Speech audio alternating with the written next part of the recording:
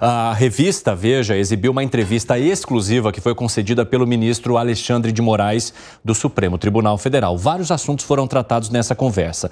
A gente até agradece à revista Veja que nos cedeu essa entrevista para que a gente possa trazer alguns trechos e colocar para que você acompanhe e jogar também para o nosso debate. A começar pela defesa do ministro em relação à regulamentação das redes sociais. Vamos dar uma olhada.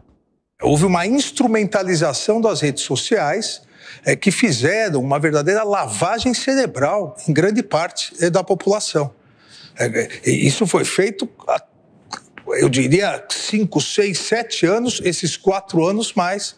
É um discurso extremista, pegando os temores das pessoas, a partir de algoritmos, inteligência artificial, que captam o que a pessoa consulta e aí é direcionando isso. Então, medo do comunismo. Então, essa pessoa é comunista. E começava com algumas verdades, se cria uma mentira. E isso foi gerando um ódio nas pessoas que foi sendo canalizado para um golpe de Estado. Eu não tenho nenhuma dúvida disso, e por isso que eu insisto, e agora em 2024 o TSE já começou, em 23 e vai continuar, uma regulamentação das redes sociais e da inteligência artificial, porque senão serão instrumentalizadas novamente contra a democracia. Vamos falar então de regulamentação de redes sociais, que divide bastante opinião. Não à toa o PL das fake news está parado ali no Congresso porque não conseguiu avançar nem em articulação, nem em discussão. E o ministro defende, inclusive há uma proposta do ministro Alexandre de Moraes para que as pessoas sejam identificadas ao fazer o seu cadastro nas redes sociais e que inclusive esse perfil na rede social seja também ligado ao CPF, que de alguma forma a pessoa possa então ser punida caso ela cometa algum tipo de irregularidade, algum tipo de ofensa ou crime utilizando a rede social. Mas como que vocês analisam a possibilidade de regulamentação aqui no país, Dávila? Bom, acho que tem... Bom, primeiro, tudo que regulamenta, para mim, cheira a censura, eu sou contra. Então, esse aqui é o ponto de partida. Agora, o que é importante neste projeto específico do ministro Alexandre de Moraes, tem uma coisa que eu sou a favor, que é a história da identificação do CPF do usuário da rede. Na democracia, só pressupõe que existam cidadãos responsáveis. E para você identificar o cidadão e a responsabilidade do que ele está dizendo, me parece algo fundamental. Então, esta regulamentação específica, ela é liberal, porque ela está responsabilizando o indivíduo pelo que ele vem falando. Isso faz com que as pessoas não possam se ocultar atrás de uma coisa anônima, de um robô, qualquer coisa, e ficar jogando ataques, e aí sim, de uma forma para acirrar essa polarização, sem nenhuma responsabilidade individual. Nós somos responsáveis pelas nossas escolhas, pelo que nós dissemos, pelo que nós falamos, e isso faz todo sentido. Então, esta parte da regulamentação que está no projeto do ministro Alexandre de Moraes, eu sou a favor. Agora, o resto eu sou contra. Por quê? Veja só, na própria entrevista do ministro Alexandre de Moraes, ele só cita a esquerda. Estão dizendo aqui que demoniza o comunismo. Bom, mas e os esquerdistas que demonizam a direita? E o identitarismo? E a censura na sala de aula? E toda essa militância política que se convida uma pessoa que pensa diferente para falar na universidade, não deixa as pessoas entrar na universidade. Então, essa polarização acontece para os dois lados. E me preocupa quando o ministro cita como exemplo só um lado. Então, alguém que vai regulamentar as redes e tem uma atitude dessa, me deixa preocupado com a questão da censura. Como o próprio Supremo Tribunal Federal acabou de decidir recentemente a condenação de veículos que amanhã publicam entrevistas de pessoas que dizem coisas que são inverídicas, o que é um total absurdo e é censura. Então, essa regulamentação não pode ser usada, Evandro, como um adjetivo genérico. Nós precisamos entender exatamente, quando se fala em regulamentação, o que é que nós estamos falando. E aí, como eu disse, estou de acordo com a parte da identificação do usuário, como está no projeto de Alexandre de Moraes. Peperno, você acredita que o debate precise ter algum tipo de esclarecimento, ser mais didático para que as pessoas possam, então, opinar ou até mesmo entender que tipo de regulamentação seria esse? Está tudo muito superficial ainda, o que gera, muitas vezes, um conflito? Tem que ser extremamente didático, a sociedade tem todo o direito de esmiuçar todos os detalhes, porque ela tem que entender o que pode ser aprovado ou não. E aqui está alguém absolutamente insuspeito para falar sobre o ministro Alexandre de Moraes, porque eu fazia muitas críticas em relação às atuações dele, especialmente quando secretário de São Paulo, e confesso para você que é uma figura que nos últimos tempos conquistou o meu extremo respeito por conta de uma série de atitudes. Agora, é óbvio que regulamentação não pode ser um cheque em branco para quem é detentor aí dos meios para fazer passar esse tipo de medida. E vou dar exemplos rápidos. Por exemplo, já citei aqui, a propaganda tem o CONAR. O mercado, por exemplo, tem a CVM. Você tem uma série de agências reguladoras com papéis muito bem definidos. Então, o Dávila, por exemplo, o Dávila foi editor de uma belíssima revista de cultura. Aliás, ele me mandou o link com todos os exemplares e de vez em quando eu entro lá e me divirto aí, tal, porque eu adoro e já elogiei publicamente várias vezes. Eu sou fã daquelas publicações que o Dávila editou. Em 2014, eu me lembro, por exemplo, de uma exposição do Santander, né, e que grupos de direita predatória, radical e tal, prepararam não só manifestações, mas invadiram, tentaram proibir, levaram para as redes e tal, né?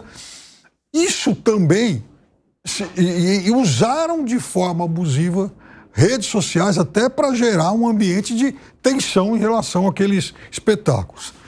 O ano passado, por exemplo, quando na véspera do 8 de janeiro, se falou da festa de Selma. Isso foi divulgado aí por todas as redes à vontade e tal, né? E, na verdade, isso era um código para convocar manifestantes. Então, esse é o tipo de mensagem que pode circular livremente ou não. Então, eu sou contra a censura, mas eu acho que no caso da regulamentação, radicalmente contra a censura. Agora, regulamentação não pode ser confundido com censura. Por isso que tem que ficar muito bem explicado quais os limites de cada um. Ô Gani, só antes de passar a palavra para você, eu quero trazer mais um trecho do ministro que fala sobre as condenações do 8 de janeiro. Se não houvesse uma reação forte das instituições, nós hoje não estaríamos conversando aqui, porque o Supremo Tribunal Federal estaria fechado. Eu, provavelmente, como as investigações demonstraram, havia só 3 planos, né, de prisão em relação a mim. Um só com prisão e outros 2 com prisão e morte e sumindo o corpo. Em relação às penas, veja, as pessoas foram condenadas, as que foram condenadas por todos os crimes, por 5 crimes. Essa é a legislação. Foram condenadas por tentativa de golpe, por subversão aos poderes constituídos, por associação criminosa, por dano ao patrimônio público e por atentado ao patrimônio da humanidade. São crimes que o Congresso Nacional editou. Obviamente, somadas as penas já de 2 a 17 anos já condenados. Então, são penas absolutamente razoáveis. Se fossem as penas máximas, poderia chegar a 50 anos. As pessoas no Brasil, principalmente, e infelizmente isso é importante ser salientado, principalmente as pessoas da classe média, que foram essas que atacaram, elas precisam saber que a lei é para todos. A lei não é só para as pessoas que têm menos condição econômica.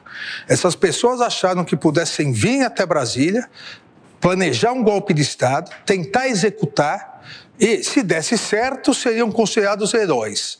Se desse errado, voltariam para casa tranquilamente. Não é possível. Isso em nenhuma democracia do mundo ocorre e não vai ocorrer no Brasil também. O Supremo Tribunal Federal não é meu, não é seu. O Supremo Tribunal Federal é de todos. Nós passamos. O Supremo fica, o Palácio do Planalto fica, o Congresso fica. Então, é algo realmente que não pode ser esquecido na história do Brasil, porque eu diria que foi uma das coisas mais graves. Nem nos outros 2 momentos de exceção, na verdade, nos 3 momentos de exceção no Brasil republicano, o estado de sítio de Marechal Deodoro e Marechal Floriano, a ditadura Vargas e a ditadura militar, se destruiu o Supremo Tribunal Federal. Mas as instituições se mostraram fortes. Gani, quero te ouvir.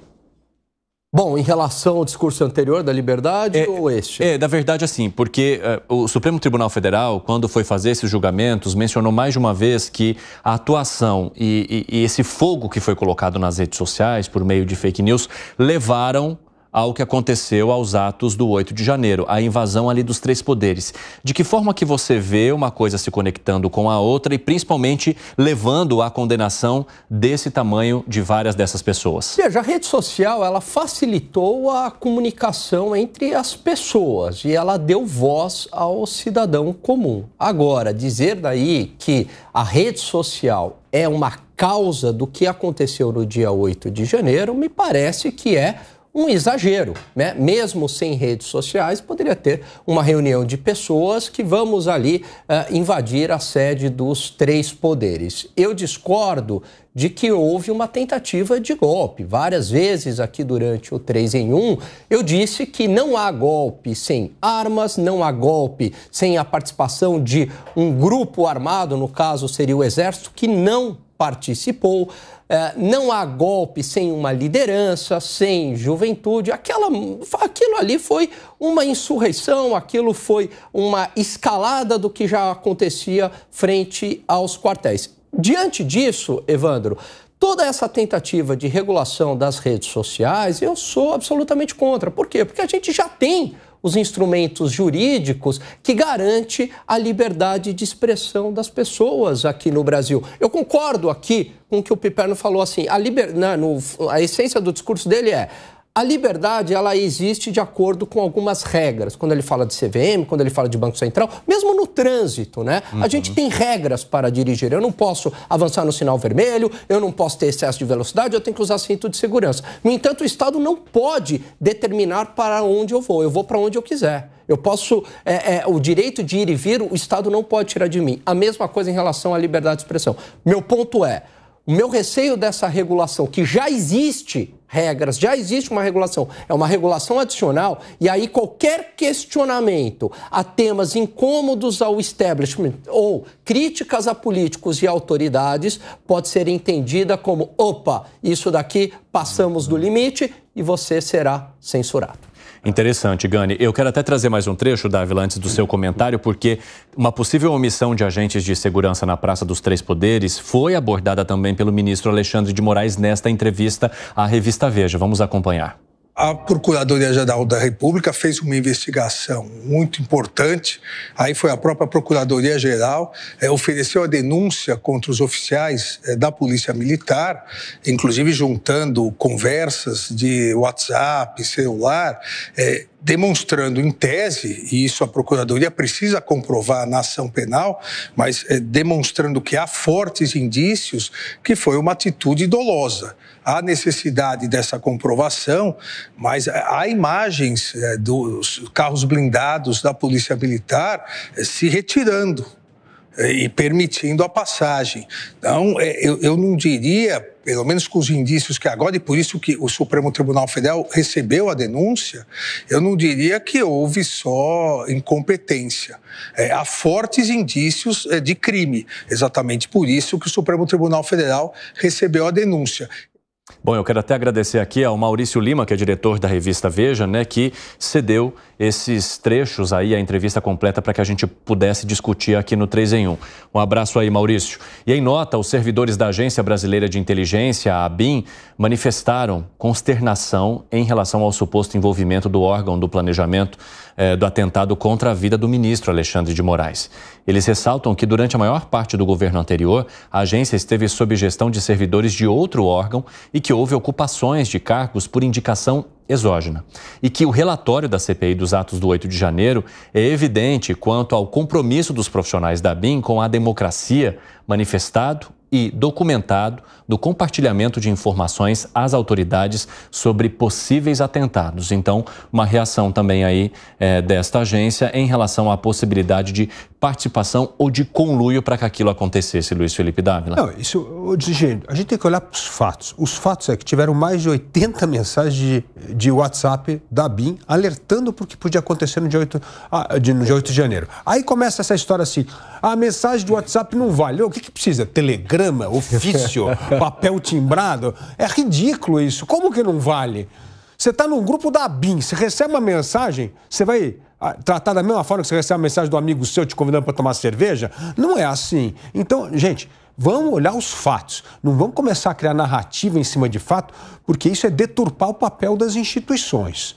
Agora, o que preocupa em toda essa história da regulamentação das redes sociais, quando a gente vê a entrevista do ministro Alexandre de Moraes, é a construção da narrativa.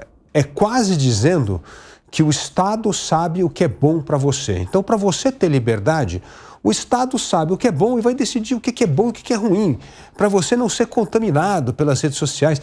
É como se nós fôssemos cidadãos infantilizados, crianças mimadas, que não temos capacidade de discernimento de uma coisa ou outra. Porque isso é preocupante nesses discursos. É uma atitude, no fundo, que eu chamo a veia antiliberal. É assim, nós sabemos o que é bom para você e, portanto, confie na gente. Nós vamos fazer uma regulamentação que você vai poder usar as redes sociais de uma forma muito mais democrática, pluralista e com menos problema desse radicalismo que surge nas redes sociais. Este é o grande problema. E, por último, acho que vale a pena a gente mencionar aqui que a regulamentação precisa passar pelo Congresso. Agora, o Congresso está alinhado com esse discurso. E isso me preocupa, que a cada vez que tem um discurso desse, estamos abocanhando a liberdade de expressão do cidadão brasileiro.